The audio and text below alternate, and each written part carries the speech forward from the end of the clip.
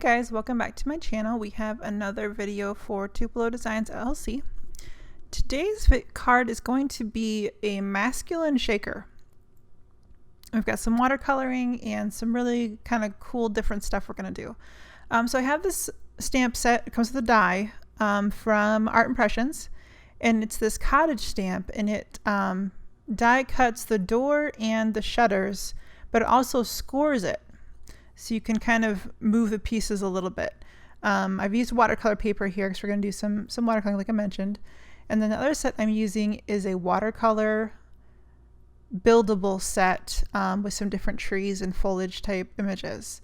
So I'm using the trees to kind of make a background yard, if you will, scene with the cottage in the front.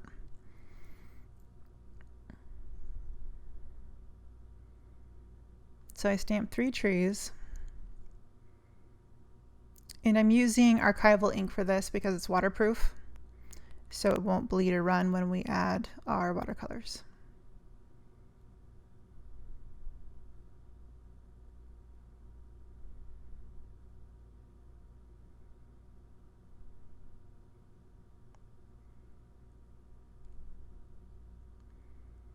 So I've got some fine line, or this is actually it's masking fluid that's in a fine line bottle. So I just take that and I run it around the perimeter of the cottage, so I don't have to worry about being uber careful with my watercolors.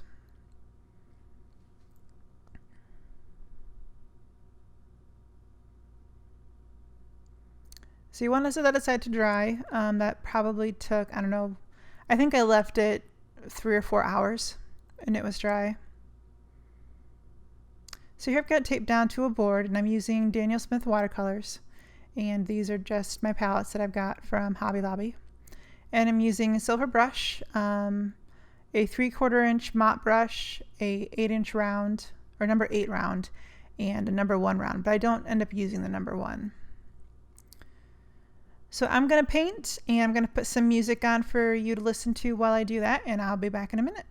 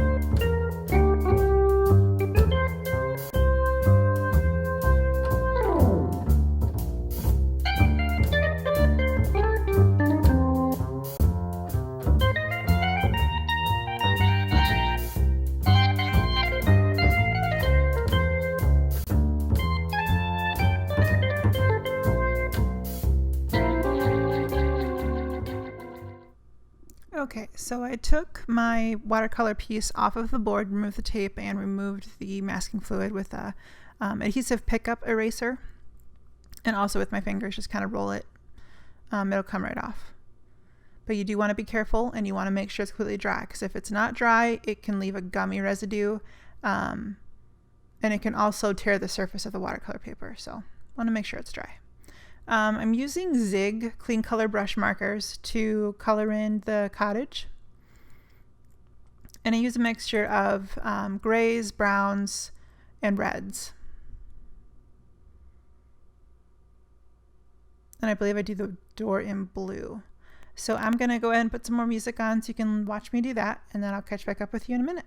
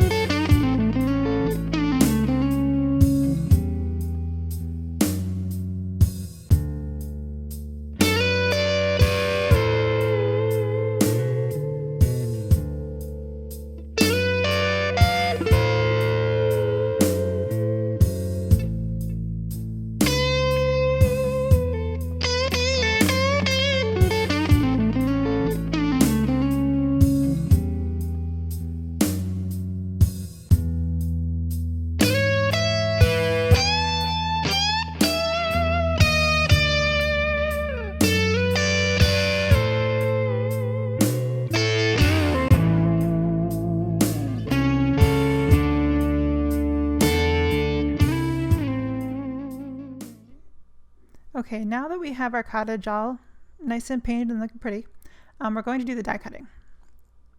And what these dies do is it cuts the door and scores where the hinge would be, and then cuts the shutters and scores where they would open and close.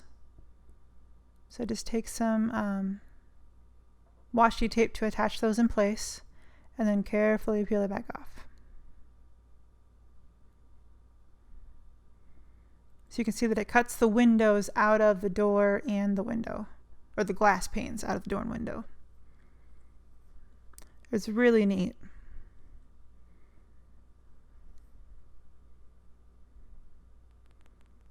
Now cardstock will score better and fold easier, but because this is watercolor paper, it cut just fine, but it doesn't score very deeply, so you kind of got to work to get the door and the window shutters to move a lot.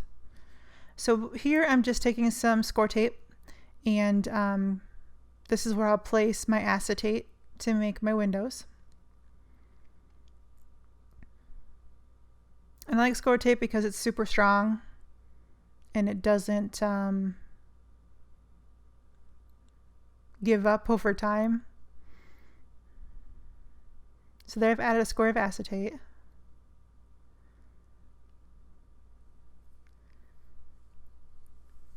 And I've also put score tape around the edges. And here I've used foam to kind of fit behind. I used a square die to cut out the opening for the shaker, where it's going to hold the shaker contents. And I didn't trim my foam very well, so I'm just trimming off the excess along the edges of the watercolor panel.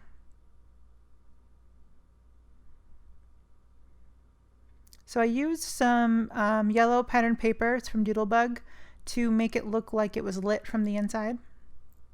And the first square I cut wasn't quite big enough, so I just cut a bigger one.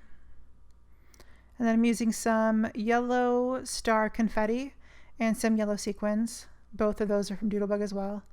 And then I have some sparkling clear from Pretty Pink Posh. And I put those in my shaker window.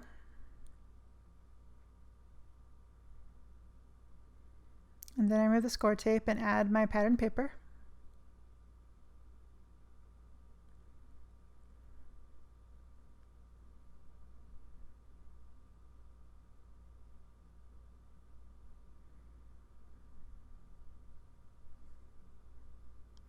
And then for my sentiment, I'm using the Avery Elle Sentimental stamp and die set. Oh, I don't use the stamps, I just use the dies. And then I cut the hugs die from black cardstock and from copper foil cardstock from Die Cuts with a View. And then I end up layering those on top of each other, slightly askew, so that the black hugs create sort of a shadow behind the copper hugs.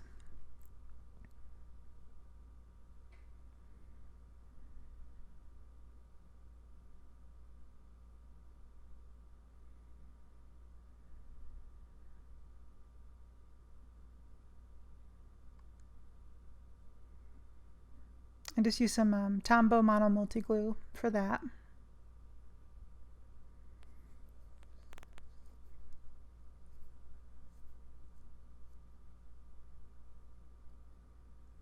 Oh, I lied. I forgot about this ending. That is from the Avery Elle Sentimental stamp set. I had to stamp that in archival ink. Now, if this didn't have the fun foam behind it and just had foam tape, it would skip. So you want to make sure there's something solid behind the cardstock before you stamp on it. I should have thought of that before I adhered the fun foam, but I didn't. So I just trimmed off the excess from the hugs. And then I end up attaching that to just a standard 4.25 by 5.5, 4.25 by 5.5 inch card base, top folding card base. Now I kind of toyed with the idea of doing some ink blending behind this to match the blue and the blue sky and the green grass, but I kind of wanted to keep the focus on the watercolor because we did put so much time into it. So I just left the background white. So everything I used will be listed in the description box, and on my blog post is going to go with this if you want to know exactly what I used to create this, including all of the colors of paint that we did with the Daniel Smith. So thanks for joining me, and I've got a bunch of the social media stuff at the end as well, also some stills. So we will see you later, and thanks for joining me. Bye-bye.